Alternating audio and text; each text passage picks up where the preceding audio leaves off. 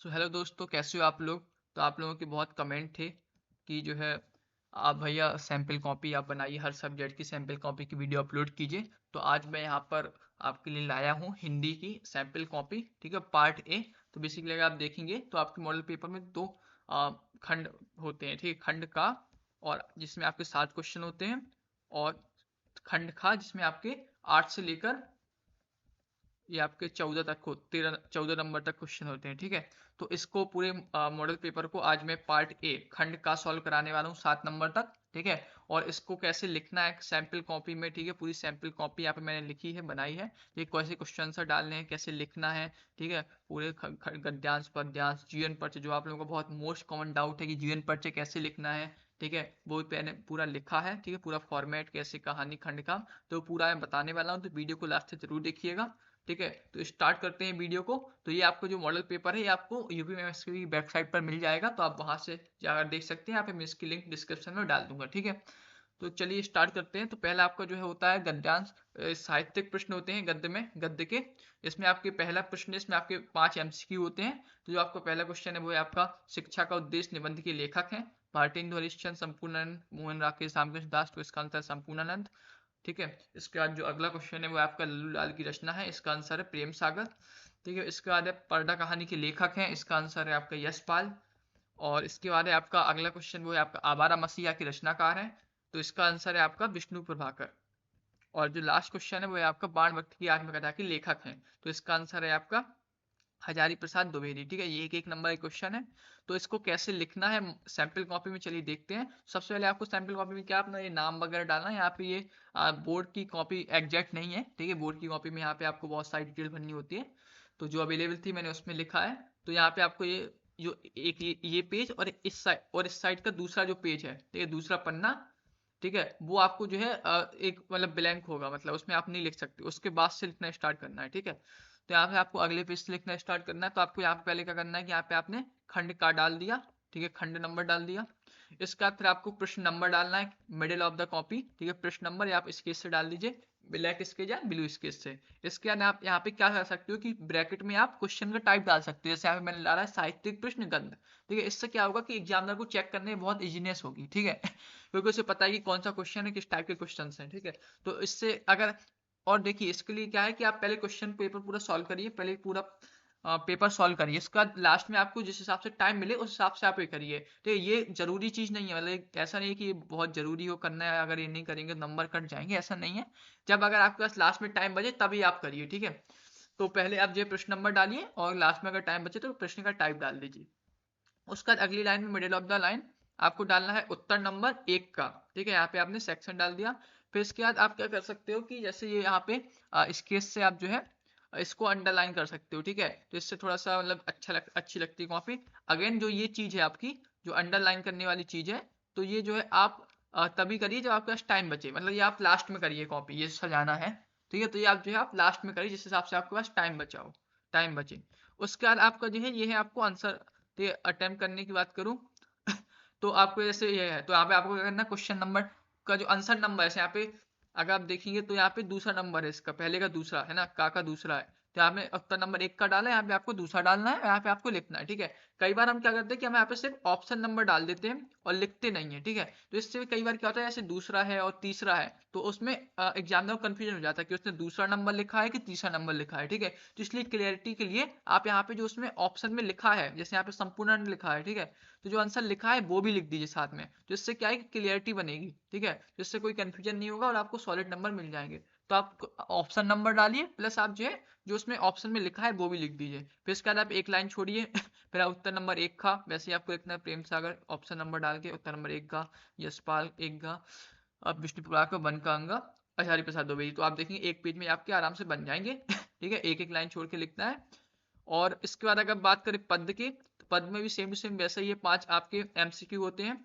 जैसे इसमें कामायनी के युग की रचना है, तो इसका आंसर हो जाएगा आपका छायावादी युग, ठीक है। निम्नलिखित कवि में से कौन प्रगतिवादी युग का है, तो इसका है आपका रामधारी सिंह दिनकर। इसको आप चाहें तो एलिमिनेट करके भी देख सकते हो। अगर देखें बाकी 3 जो आपके हैं अग्रदास, तुलसीदास और नंददास, वो आपके भक्ति काल के हैं, ठीक है। तो इसलिए आपका सीधा बन जाएगा रामधारी सिंह दिनकर होंगे आपके प्रगतिवादी युग के, तो आप एलिमिनेट करके भी इसका आंसर दे सकते हो।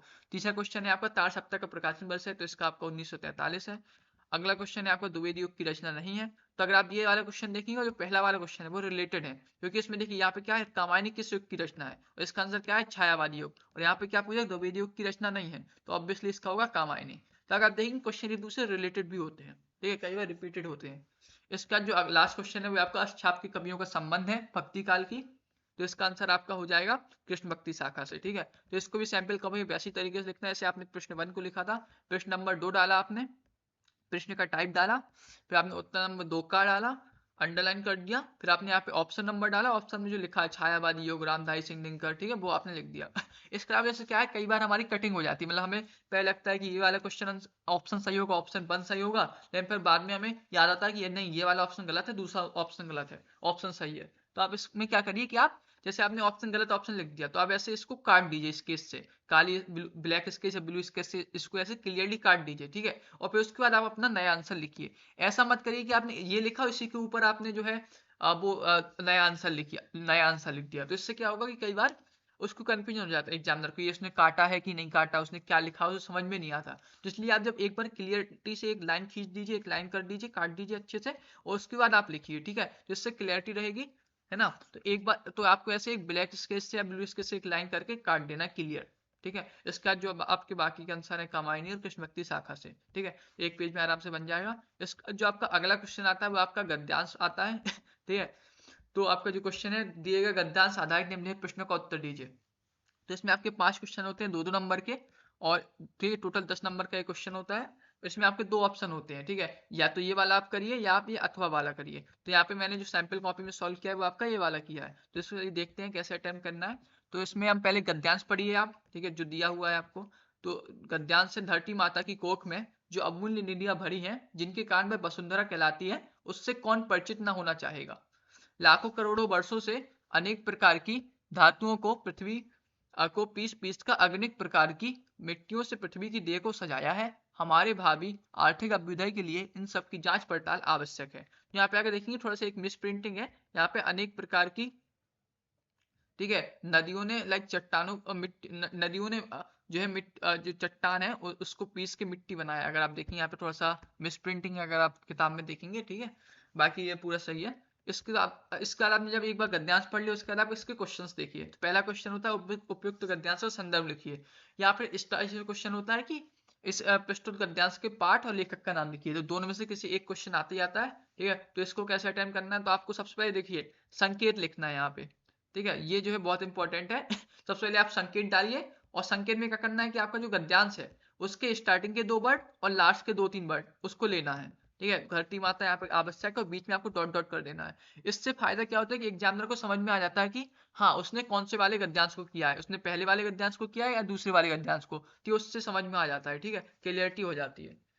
क्योंकि हमारा देखो मेन टारगेट है कि हमारी कॉपी ऐसी हो जिससे एग्जामिनर को चेक करने में बहुत इजीनेस, उसे कोई प्रॉब्लम ना हो, उसे कोई कंफ्यूजन ना हो, आराम से उसे चेक करने उसे समझ में आ जाए कि हाँ ये क्वेश्चन ऐसे अटेम्प्ट किया है, इसमें ये किया है, ठीक है, उसे आराम से समझ में आ जाए। यहाँ पे भी अगर आप देखेंगे, अगर आपके पास टाइम बचे लास्ट में, तो आप इसे ब्रैकेट में लिख सकते हो गद्यांश आधारित प्रश्न, ठीक है।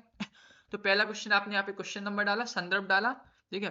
प्रस्तुत गद्यांश हमारी पाठ्य पुस्तक सामान्य हिंदी के गद्य खंड के राष्ट्र का स्वरूप नामक प्रकरण से दिया गया है। इसके रचयिता डॉक्टर वासुदेव शरण अग्रवाल जी हैं। जैसा कि मैंने आप बताया है पहले भी कि जो आपके इंपॉर्टेंट वर्ड्स हों उनको आप या तो ब्लैक पेन से लिखिए, ठीक है, या फिर आप अंडरलाइन कर लीजिए, ठीक है। तो या तो आप ब्लैक पेन से लिखिए, जैसे यहाँ पे मैंने पाठ का नाम और लेखक का नाम लिखा है। और अगर जैसे मान लो आप फ्लो में, हमारा क्या होता है कि हम ब्लू पेन से लिखते हैं, तो हम फ्लो में लिखते चले जाते हैं, और हमें फिर बाद में आता है याद कि हाँ यार ये वर्ड तो इंपॉर्टेंट था, इसको हम काली पेन से लिख सकते थे। तो अब क्या किया जाए, तो अगर आपने उसको नीले पेन से ऑलरेडी लिख दिया है तो कोई प्रॉब्लम नहीं, उसको आप अंडरलाइन कर दीजिए, ठीक है। तो आपको दो में से एक चीज करना है, या तो आप उसको अंडरलाइन करना है इंपॉर्टेंट वर्ड को, या फिर काली पेन से लिखना है, ठीक है। और ध्यान रखिए कि इसको काली स्केच से अंडरलाइन मत करिए, क्योंकि आपको अपनी कॉपी सिंपल रखनी है, ठीक है। तो ब्लैक पेन से अंडरलाइन कर दीजिए, उतना इनफ है, ब्लैक स्केच से अंडरलाइन करने की जरूरत नहीं है। ठीक है। तो इसके बाद अगर आप देखेंगे अगला क्वेश्चन वो है आपका धरती वसुंधरा क्यों कहलाती है, ठीक है। तो अगर आप देखेंगे गद्यांश को फिर आप पढ़िए, यहाँ पे पहली लाइन में ही इसका आंसर दिया है, धरती माता की कोख में जो अमूल्य निधियां भरी हैं जिनके कारण वह वसुंधरा कहलाती है, ठीक है। तो इसी से आपका आंसर बन जाएगा। तो धरती को वसुंधरा इसलिए कहा गया है। तो इसमें बेसिकली क्या है कि धरती वसुंधरा क्यों कहलाती है, तो जिस टाइप का क्वेश्चन पूछा है उसी टाइप का हमें आंसर देना है, ठीक है। तो हम क्या है, धरती को वसुंधरा इसलिए कहा गया है क्योंकि पृथ्वी अपनी कोख में अनेक प्रकार के मूल्यवान रत्नों को धारण किए हुए है। ठीक है, जैसे यहाँ पे मूल्यवान रत्न, ये इंपॉर्टेंट वर्ड है, इसका जो मेन आंसर क्या है, मूल्यवान रत्न, तो उसको आप अंडरलाइन कर लीजिए या काले पेन से लिख दीजिए। और अगर आप देखेंगे यहाँ पे जो है अमूल्य निधियों का यूज हुआ है और हमने यहाँ पे मूल्यवान रत्न यूज किया है, तो आप जो है या तो मतलब सेम वर्ड यूज कर सकते हैं, नहीं तो आप उसका पर्यायवाची वर्ड यूज कर लीजिए। ठीक है, इसका जो अगला क्वेश्चन है आपका, वो है आपका रेखांकित अंश की व्याख्या कीजिए। तो अगर आप देखेंगे इसमें जो स्टार्टिंग की 2 लाइन है वो रेखा अंडरलाइन है। ठीक है, इसकी हमें व्याख्या करनी है। कई बार हम जल्दबाजी में क्या करते हैं कि हम पूरे गद्यांश का अर्थ निकाल देते हैं, पूरे गद्यांश का अर्थ लिख देते हैं, तो इससे हमारा क्या होता है, टाइम वेस्ट होता है। आपको सिर्फ रेखांकित अंश की व्याख्या करनी है और ये सिर्फ 2 नंबर का क्वेश्चन होता है, तो आपको 4 से 5 लाइन लिखनी है, आपको आधा एक पेज लिखने की जरूरत नहीं है। ठीक है, तो जैसे यहाँ पे आपका जो ये अंडरलाइन वाला आपका वो लाइन है, अगर हम पढ़ें उसको, धरती माता की कोख में जो अमूल्य नदियां भरी हैं जिनके कारण वह वसुंधरा कहलाती है, उससे कौन परिचित ना होना चाहेगा। तो आपको कैसे लिखना है, आप यहाँ पे हेडिंग डाल दिया, सब हेडिंग रेखांकित अंश की व्याख्या। फिर इसके बाद आपको लिखना है डॉक्टर वासुदेव अग्रवाल जी कहते हैं, जो आपके लेखक हैं, कहते हैं, लिखते हैं कि पृथ्वी के गर्भ में अनेक प्रकार के मूल्यवान रत्न, तो जैसे यहाँ पे क्या है कि अमूल्य निधियों का यूज हुआ है। ठीक है, तो आप जो अर्थ में सेम टू सेम तो लाइन लिख नहीं सकते, आपको कुछ अलग लिखना पड़ेगा, तो आप इनके पर्यायवाची यूज कर लीजिए। जैसे यहाँ पे कोख है तो आपने गर्भ यूज कर लिया, धरती की जगह पृथ्वी यूज कर लो। ठीक है, और अमूल्य निधियों की जगह मूल्यवान रत्न यूज कर लो, तो आप क्या है उसके पर्यायवाची वर्ड का यूज कर लो। ठीक है, गद्यांश का अर्थ निकालना इजी होता है कंपेयर टू पद्यांश के। तो मूल्यवान रत्नों का भंडार है जो लाखों करोड़ों वर्षों से मौजूद है, इन रत्नों को पृथ्वी के गर्भ में पोषण प्राप्त होता है। 1-2 लाइन आप अपने मन से ऐड करिए कि जो मतलब आप इससे मतलब क्या आप समझ सकते हो, इसलिए यह वसुंधरा कहलाती है। अतः हमें भूमि के विविध पक्षों से परिचित होना चाहिए।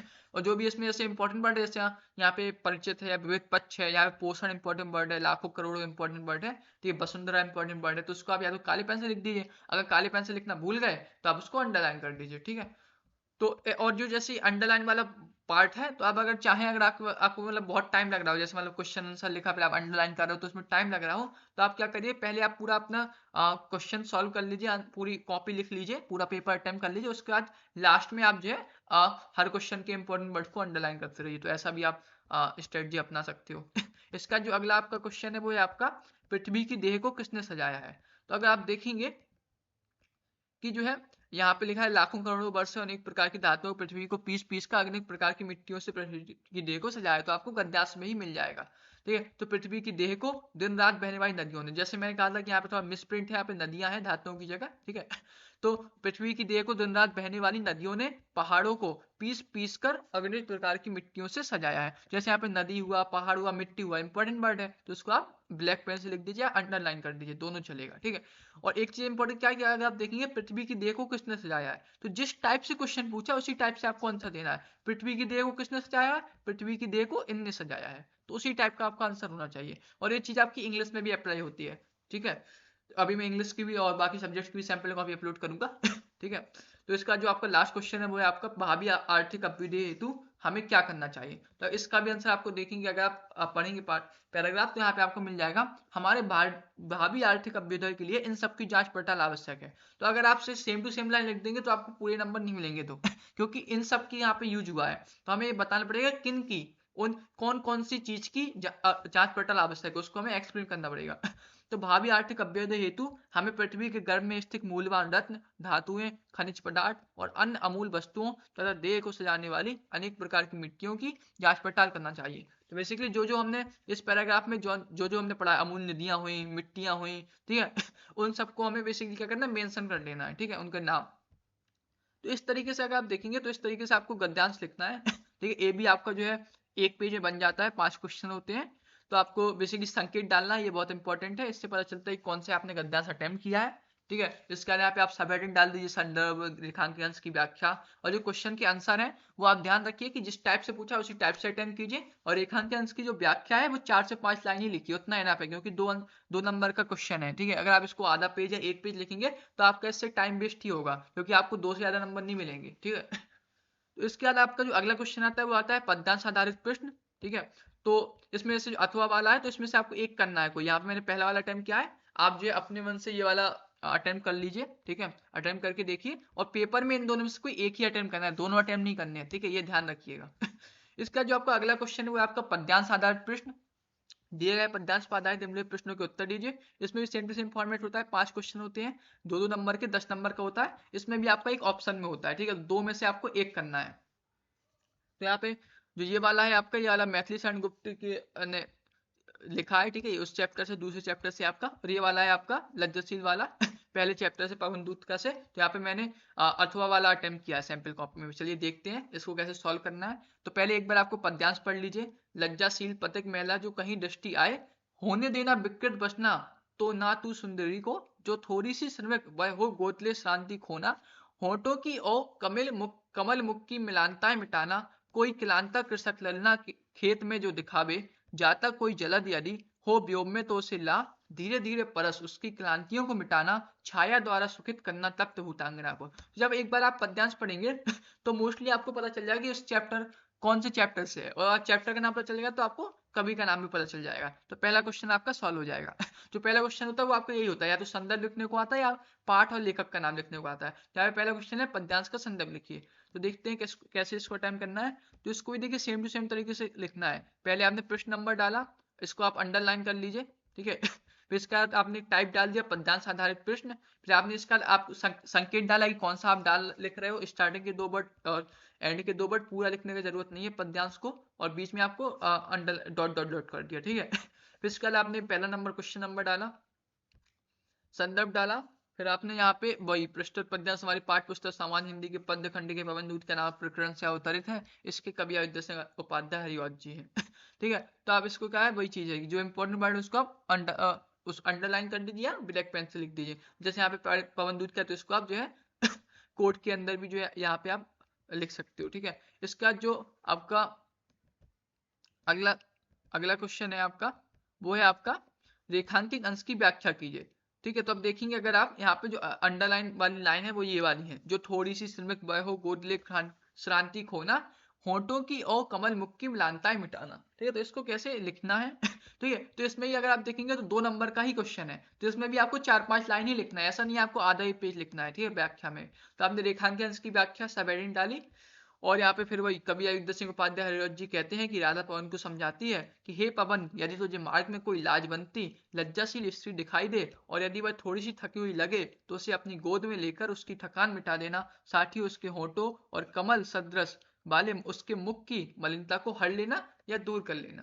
तो अगर आप देखेंगे 4 से 5 लाइन आपने लिख दिया, उतना इनफ है। और इसके अलावा देखेंगे अगर आप रेखांकन की व्याख्या समझे, इसके अंदर जो नीचे अंदर लाइन है, ये जो, ठीक है, ये जो आपने हेडिंग के नीचे आप जो 2 लाइन खींची हैं, ये आप जो है, मैं सजेस्ट करूंगा कि आप पेपर जब आपका पूरा सॉल्व हो जाए, आपका पूरा सारे क्वेश्चन अटेम्प्ट कर लें, उसके बाद आप करिए, ठीक है। ये जो आपका एक्स्ट्रा में आता है, मतलब ठीक, अगर टाइम बचे तो कर लीजिए, नहीं तो कोई प्रॉब्लम नहीं। इसके चक्कर में आप अपना पेपर मत छुड़वा लेना, ठीक है। टाइम मैनेजमेंट बहुत इंपॉर्टेंट है। ठीक है, तो इसमें वही चीज जो इंपॉर्टेंट वर्ड है, जैसे लाजवंती वर्ड इंपॉर्टेंट है, ठीक है, मलिनता इंपॉर्टेंट वर्ड है, थकान इंपॉर्टेंट वर्ड है, कमल सदृश इंपॉर्टेंट वर्ड है, उसको आपने काली पेन से लिख दिया। ठीक है, इसके बाद आपका जो अगला क्वेश्चन है वो है आपका राधा लज्जाशील पथिक महिला के विषय में क्या कहना चाहती है। तो इसका क्वेश्चन अगर आप देखेंगे तो फिर आप पद्यांश पढ़ेंगे तो आपको पहली 2 लाइन में मिल जाएगा कि लज्जाशील पथिक महिला जो कहीं दृष्टि आए, होने देना विकृत बसना तो ना तू सुंदरी को, कि मतलब उसको तू गोद में उठा लेना और उसको जो है क्या है कि उसके वस्त्रों को मत उड़ाना, उसको स्पर्श करके उसकी थकावट को दूर कर देना। तो राधा लज्जाशील पथिक महिला, तो यहाँ पे आप देखेंगे क्वेश्चन किस टाइप से, राधा लज्जाशील पथिक महिला के विषय में क्या कहना चाहती है, तो उसी टाइप में आपका आंसर होना चाहिए। राधा लज्जाशील पथिक महिला के विषय में यह कहना चाहती है कि यदि पवन तुझे मार्ग में कोई लाज बनती स्त्री दिखाई दे, तो उसके वस्त्रों को मत उड़ाना और उसको स्पर्श करके उसकी थकावट को दूर कर देना। ठीक है, तो यहाँ पे जैसे वस्त्र हुआ इंपॉर्टेंट वर्ड, लाजवंती स्त्री इंपॉर्टेंट वर्ड है, उसको आप अंडरलाइन कर दीजिए। इसका फायदा क्या होता है कि जैसे एग्जामिनर है तो आपका जो वो एक एक लाइन एक एक वर्ड पढ़ नहीं पाएगा, क्योंकि उसके लिए इतना टाइम नहीं होता और पॉसिबल भी नहीं है पूरा पढ़ पाना। ठीक है, तो इसलिए जो वो आपके काले पेन से जो आपके इंपॉर्टेंट वर्ड्स लिखे हैं, जो आपने अंडरलाइन किए, उसको पढ़ लेगा तो उसको एक आइडिया लग जाएगा कि हाँ इसको पता है, कि इस बारे में पता है, इसको इसका नॉलेज है, इस पद्यांश का नॉलेज है, और इस चैप्टर को उसने पढ़ा है, तो उसके मतलब उसको एक आइडिया लग जाता है कि हाँ इसकी चीजें सही होगी। ठीक है, तो इस ये फायदा होता है आपका इंपॉर्टेंट वर्ड्स मतलब काले पेन से जो इंपॉर्टेंट वर्ड्स है या अंडरलाइन करना, वो इसका फायदा होता है। एक चीज और है कि ऐसा नहीं कि आपको पूरी लाइन काले पेन से लिखनी है या लगातार 10-12 वर्ड आपको काले पेन से लिखने, ऐसा नहीं है, तब वो फिर कॉपी आपकी अच्छी नहीं लगेगी, क्योंकि आपकी कॉपी में ज्यादातर आपका नीले पेन का यूज होना चाहिए आंसर में, काले पेन का कम यूज होना चाहिए। ठीक है, तो वो आप ध्यान रखना कि एक लाइन में एक दो वर्ड आपके काले पेन से चलेंगे, उससे ज्यादा ना हो, ठीक है। इसके बाद अगर आप देखेंगे जो अगला क्वेश्चन है आपका वो है होठों की ओ कमल मुख में अलंकार बताइए। तो इसमें आपका जो है रूपक अलंकार है, क्योंकि अप्रत्यक्ष रूप से आपका कंपेयर किया गया है, तो होठों की ओ कमल मुख में रूपक अलंकार है, ठीक है। इसके बाद जो आपका अगला क्वेश्चन है वो आपके जलद और कृषक ललना का अर्थ बताइए।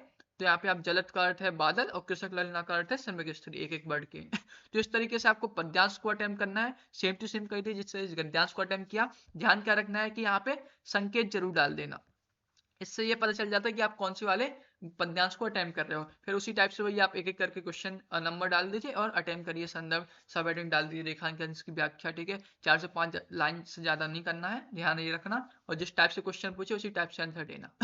सो आई होप आपको समझ में आ गया होगा। और जो दूसरा इसमें भी वही है कि दो में से आपको एक ही अटेम्प्ट करना है, ठीक है, अथवा वाला या पहला वाला। तो ये पहला वाला आप अपने मन से अटेम्प्ट करके देख सकते हो, ठीक है।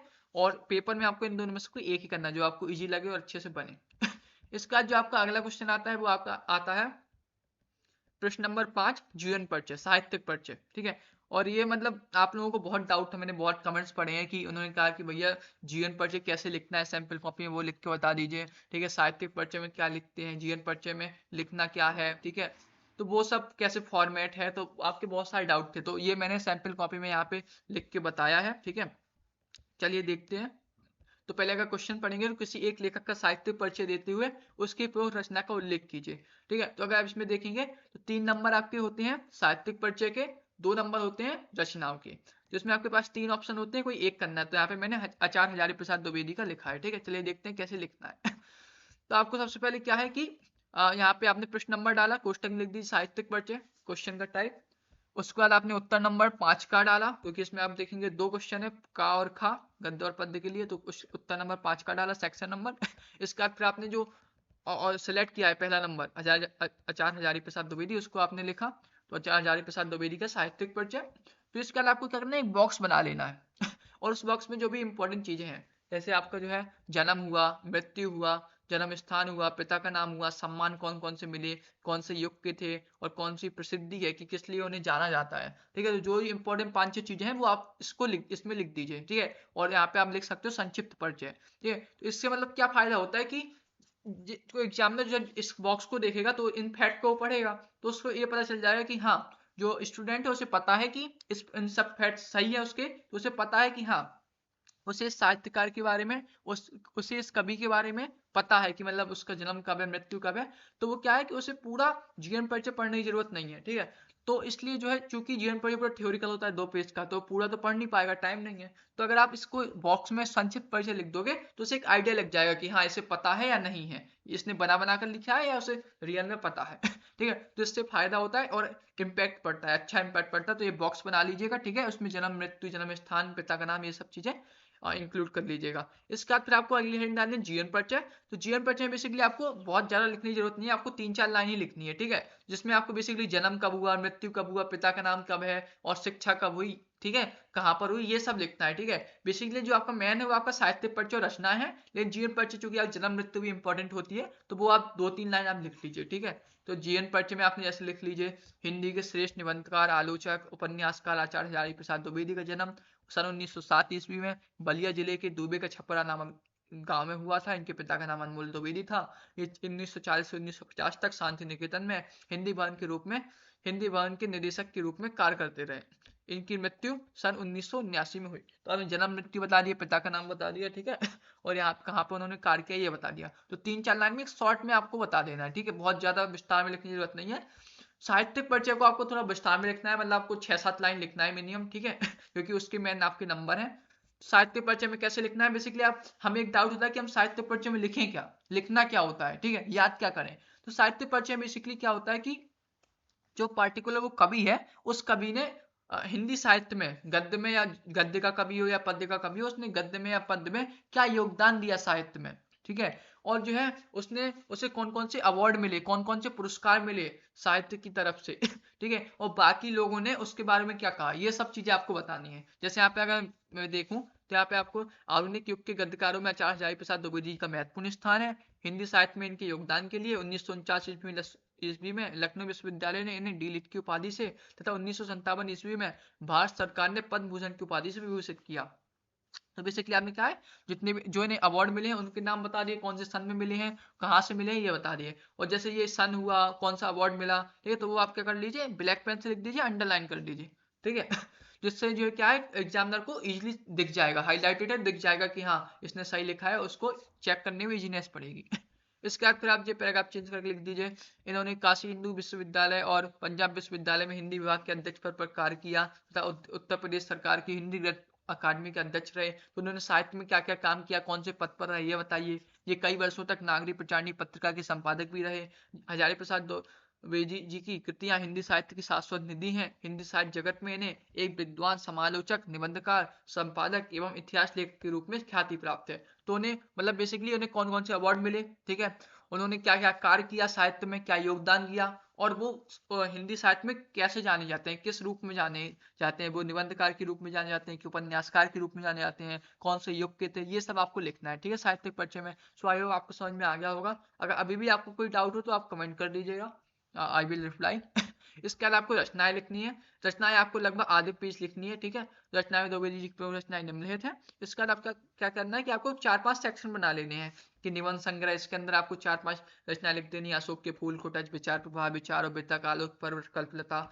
फिर एक लाइन छोड़ के आलोचना साहित्य, सूरदास, कालिदास की लालित्य योजना, कबीर, साहित्य सहचर, साहित्य का मर्म, इतिहास में हिंदी साहित्य की भूमिका, हिंदी साहित्य का आदिकाल, हिंदी साहित्य, उपन्यास में बाणभट्ट की आत्मकथा, पुनर्नवानंद होता चाउचंद लेख। तो इस तरीके से आपको 4 से 5 जो है टाइप के निबंध संग्रह हुआ, उपन्यास हुआ, कहानी हुई, इतिहास हुआ, जो भी उसने कवि ने, उस लेखक ने लिखा है, ऐसे आप जिस सेक्शन बना के आप लिख सकते हो। इससे क्या होगा, सिस्टमेटिक लगता है। तो ऐसे आपको 15 से 20 रचनाएं लिखनी है, मिनिमम मिनिमम आप 10 रचनाएं जरूर लिखिएगा, ठीक है, ट्राई करिए।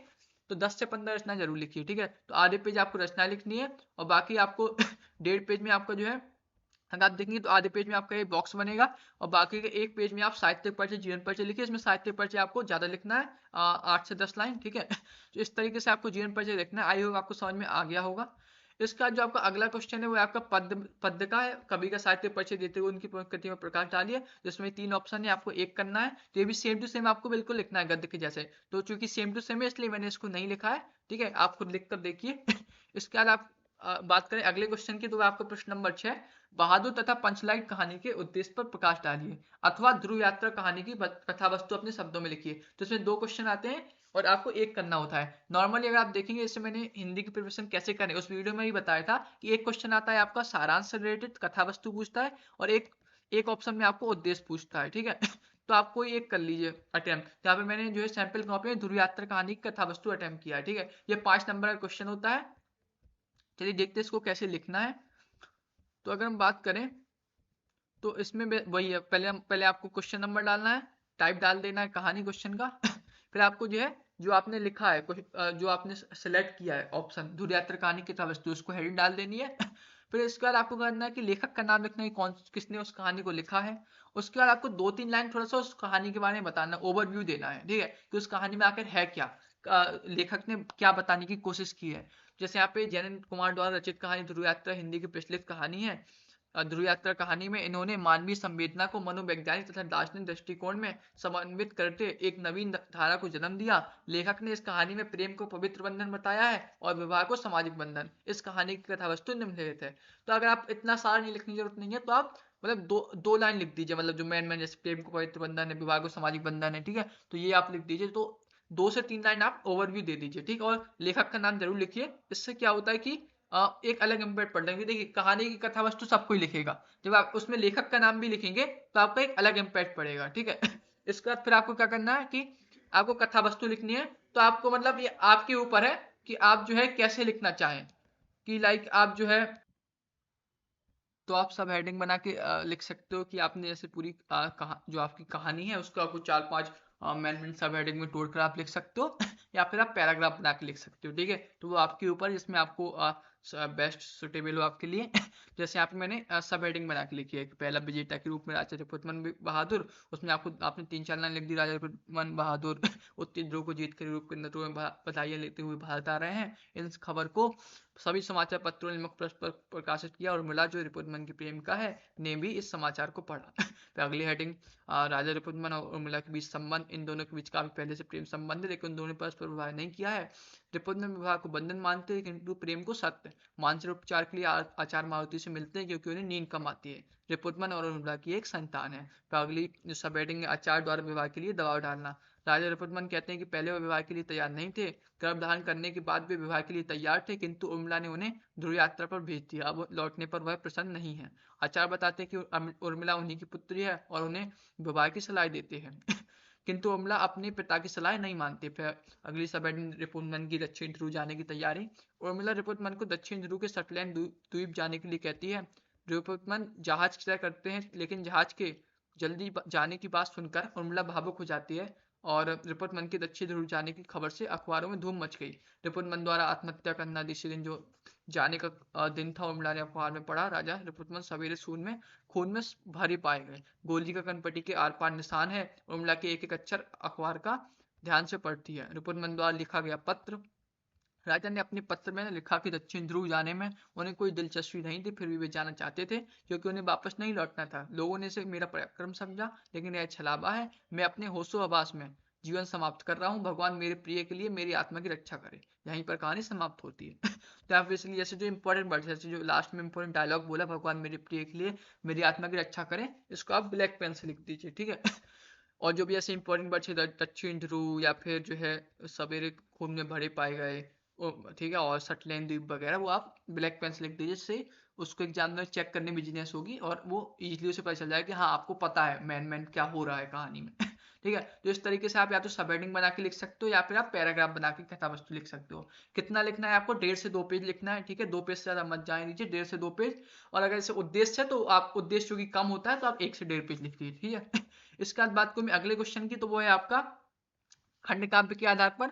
तो यहाँ पे बेसिकली अगर आप देखेंगे तो आपके ये पांच खंड काव्य हैं, ठीक है। तो आपके जिला के हिसाब से आपको आपके खंड काव्य हैं, तो आप अपने जिला के हिसाब से देख लीजिए कि आपके जिला में कौन सा खंड काव्य है। उस खंड काव्य को अटेम्प्ट करना है आपको। पांचों क्वेश्चन को अटेम्प्ट नहीं करना है, कोई एक ही क्वेश्चन को अटेम्प्ट करना है जो भी आपका खंड काव्य हो आपके जिले में, ठीक है तो जैसे यहाँ पे मैंने जो यहाँ पे लिया है वो श्रवण कुमार के लिए लिया है। तो श्रवण कुमार खंड काव्य के नायक का चित्रण कीजिए, अथवा श्रवण कुमार खंड काव्य के आधार पर दशरथ का चित्रण कीजिए ठीक है। तो यहाँ पे बेसिकली चरित्र चित्रण है। नॉर्मली क्या है कि एक क्वेश्चन आपका आता है चरित्र चित्रण से रिलेटेड, और एक आता है आपका कि जो जो कोई एक खंड काव्य है उसका जो है कोई एक सर्ग या उसका पूरे खंड काव्य का कथा वस्तु या कथानक संक्षेप में लिखी, जैसे यहाँ पे आप देख सकते हैं संक्षेप में, और यहाँ पे चरित्र चित्रण, ठीक है। तो यहाँ पे जैसे 2 क्वेश्चन चरित्र चित्रण से आ गए। तो मैंने अर्लियर वीडियो, तो मैंने अपने हिंदी की प्रिपरेशन वाली वीडियो में बताया था कि आप चरित्र चित्रण को अच्छे से याद कर लीजिए। हर पात्र के उससे एक क्वेश्चन फंस जाएगा, ठीक है तो यहाँ पे जैसे यहाँ पे मैंने श्रवण कुमार के नायक का यानी श्रवण कुमार के चरित्र चित्रण को लिखा है। देखते हैं कैसे लिखना है कॉपी में। तो आपको यहाँ पे वही है कि प्रश्न नंबर डालना है, क्वेश्चन नंबर टाइप डालना है खंड का, फिर आपको यहाँ पे हेडिंग डालना है श्रवण कुमार चरित्र चित्रण, किसका लिख रहे हो आप फिर आपको वही है जैसे आपने कहानी में लिखा कि आपको पहले लेखक का नाम लिखना है और 1-2 लाइन में थोड़ा ओवरव्यू देना है कि श्रवण कुमार कौन था ठीक है, कैसा था। तो डॉक्टर शिव बालक शुक्ल द्वारा रचित श्रवण कुमार खंड काव्य का नायक ऋषि पुत्र श्रवण कुमार है। वह सरयू नदी के तट पर अपने माता पिता के साथ एक आश्रम में रहता है। श्रवण कुमार की चरित्र की निम्नलिखित विशेषताएं हैं। तो यहाँ पे आपको बेसिकली क्या है, चरित्र चित्रण लिख रहे हो तो आपको यहाँ पे 4 से 5 विशेषताएं लिख देनी है, ठीक है। तो उसको आप सब हेडिंग बना के लिख दीजिए तो वो ज्यादा अच्छा रहेगा। मातृपितृ भक्त, श्रवण कुमार एक आदर्श मातृपितृ भक्त पुत्र है। वह हमेशा अपने माता पिता की सेवा करता है। वह उन्हें कांवड़ में बैठा विभिन्न स्थानों की यात्रा कराता है। तो 2 से 3 लाइन लिख दिया आपने। सत्यवादी, श्रवण कुमार सत्यवादी है। जब राजा दशरथ ब्रह्म हत्या की संभावना प्रकट करते हैं तो वह उन्हें साफ साफ कह देता है कि वह ब्रह्म कुमार नहीं है, उसके पिता वैश्य एवं माता शूद्र है। तीसरा, क्षमाशील। श्रवण कुमार स्वभाव से ही बड़ा सरल है। उसके मन में किसी के प्रति ईर्ष्या या द्वेष का भाव नहीं है। दशरथ द्वारा छोड़े गए बाण से आहत होने पर भी उसके मन में किसी प्रकार का क्रोध उत्पन्न नहीं होता है। इसके विपरीत वह उनका सम्मान ही करता है। तो जो इंपॉर्टेंट वर्ड है उसको, जैसे ईर्ष्या द्वेष इंपॉर्टेंट है उसको अंडरलाइन या काली पेन से लिख दो।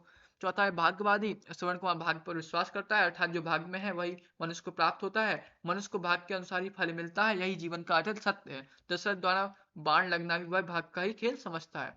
अगला है भारतीय संस्कृति का सच्चा प्रेमी। वह भारतीय संस्कृति का सच्चा प्रेमी है। वह माता पिता गुरु तथा अतिथि को ईश्वर मानकर उनकी पूजा करता है। तो ऐसे आपको 4 से 5 सब हेडिंग विशेषताएं आपको लिखनी है। इसके बाद आपको लास्ट में क्या कर सकते हो, आप इसका ये कंक्लूड कर सकते हो। ये वाला जो आपका है ये आप जो हर में आप फॉलो कर सकते हो, ठीक है। ये वाली जो लाइन है 2-3 अतः इस प्रकार कहा जा सकता है कि श्रवण कुमार मातृभक्त सत्यवादी क्षमाशील एवं भारतीय संस्कृति का सच्चा प्रेमी है, वह खंडकाव्य का नायक है। तो बेसिकली जो भी आपने 4-5 सब हेडिंग बनाई है विशेषताओं की, मातृभक्त सत्यवादी क्षमाशील, उसी को आपको लिख देना है समराइज करके कि वह एक मातृभक्त सत्यवादी क्षमाशील, उस सबको एक साथ लिख देना एक सेंटेंस में बनाकर, ठीक है। तो इस तरीके से आपको खंडकाव्य को एंड करना है। तो आपको बेसिकली कितना लिखना है, 1.5 पेज लिखना है, 1.5 पेज सही है, ठीक है। और मिनिमम 1 पेज लिखिए, मतलब 1 से 1.5 पेज के बीच में आप लिखिए, ठीक है। 5 नंबर का क्वेश्चन है। ठीक है। इसके बाद अगर मैं बात करूं तो इसके बाद आपका आता है खंड खा, ठीक है, पार्ट बी। तो इसको कैसे सॉल्व करना है, एक सैंपल कॉपी में कैसे लिखना है, कैसे आपको निबंध वगैरह लिखना है, कैसे गद्यांश जो अपठित गद्यांश है इसको कैसे सॉल्व करना है, कैसे आपको पत्र लेखन लिखना है, कैसे आपको निबंध लिखना है, ठीक है, रचना अलंकार वगैरह कैसे लिखना है, कैसे अटेम्प्ट करना है इसमें, इसकी वीडियो जो सेकंड पार्ट की वीडियो है वो जल्दी अपलोड करूंगा, ठीक है। तो आई होप आपको ये वीडियो पसंद आई होगी पार्ट ए की। अगर कोई डाउट हो आपको तो कमेंट कर दीजिए, ठीक है। और बाकी सब्जेक्ट्स की भी जो आपकी सैंपल कॉपी की वीडियो है वो मैं जल्दी अपलोड करूंगा, और इंपॉर्टेंट क्वेश्चन आंसर की भी, और इसकी पार्ट को ये वीडियो नेक्स्ट वीडियो अपलोड होगी। सो जुड़े रहिए। अगर वीडियो पसंद आई हो तो लाइक कीजिए, कोई डाउट हो तो कमेंट कीजिए, और दोस्तों के साथ ज़्यादा शेयर कीजिए। Thank you very much, all the best.